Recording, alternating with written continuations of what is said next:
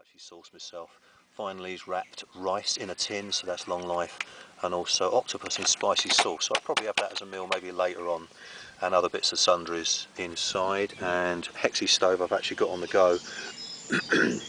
I normally only use half a block if I know I'm going to do just under a litre, because even a whole block would still do the same thing. And by the time that gets to boil, if I do need to add a little bit more, I can just break another bit off. So I'm actually saving on Hexi stove blocks. So that should actually come to the boil in a moment.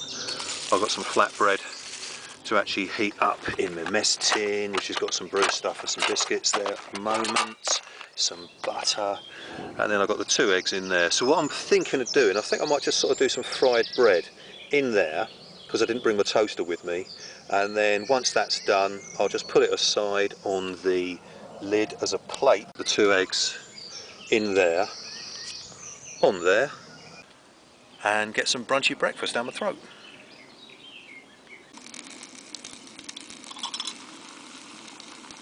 Right, so kettle's boiled. The water, that was about a block and a quarter, about 3/4 of a block did that. So I'll just leave that there for a while. But what I did, I melted some butter, and then also put the wind guard around the butane gas stove, because it will use less fuel, plus the flame will get directly underneath rather than sort of blowing off to the side, because it was sort of blowing this way, so it's not going to get the direct heat. So that wind guard's doing its job. But what I did, I melted some butter and then put some rapeseed oil in there, and as it started to melt and get warm, the first one I basted, so that's got some butter and oil on it, and then the oil that was left and butter that was left in there, this one's sort of like just frying up. As I say, that one was so that the first one, which obviously that was, didn't soak up all the butter and oil and then left the pan dry. So this is still just sort of like frying up a little bit. Well, I've decided actually with any oil and butter that's left over, I'm actually going to fry the eggs and then place them on top, put them on there. So the first one's done. Now ready for the second one. You have to keep moving it around so that it doesn't get scorched just on the centre, because obviously the flame is central to the mess tin. So sort of like just moving it around distributes the flame to sort of cook it evenly. But that's really smelling nice. 2 flatbreads done. And now just doing the eggs, just on the low heat. So there should be just about enough gas, I reckon, to do these eggs, and maybe just a little bit left over. Nearly cooked through. Just gently again moving them around so you don't get a high heat point just in one spot. Brunch is served. Cheers everybody. First brew of the day. Now let's chuck that down my throat. Yummy.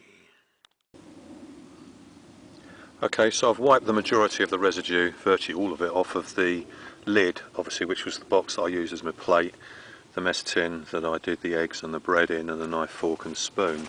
Just with these bits of tissue that I actually got a small, they're quite handy actually, kitchen rolls folded in there, but these were from an American Army ration pack that came with their kit. So I've just wiped off all the residue, put it in the rubbish bag.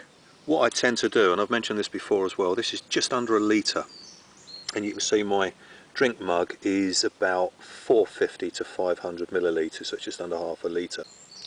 So the kettle's got about 0.3 to 0.4 of a litre of warm water left, which I'll pour into there and rinse that, and then pour that into there, rinse that, and then I can then just put the stuff away in a plastic bag. Because with my planned eating routine since being out yesterday, was not actually going to use these again, so it's just basically, they don't have to be hygienically clean because I'm not actually going to use them again. I will probably do a brew with that later, and then of course I've got my cold food to eat later on. But that's just what I've included before in other videos when I've been wild camping, just to actually take this home and do the washing up when I get back to terra firma bricks and mortar.